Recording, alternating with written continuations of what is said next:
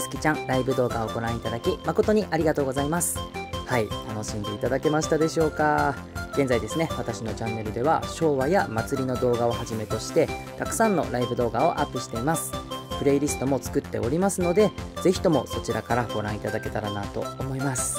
そしてもう一つ、好きちゃんのおたかつ日記というサブチャンネルも行っています。そちらのチャンネルではおたかつ情報やライブの MC などの様子もお届けしています。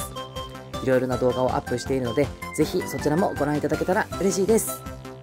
これからもですね、いろんな動画をアップしていきますので、ぜひとも好きちゃんチャンネル登録していただいて、高評価などもいただけたらとっても嬉しいです。これからもよろしくお願いします。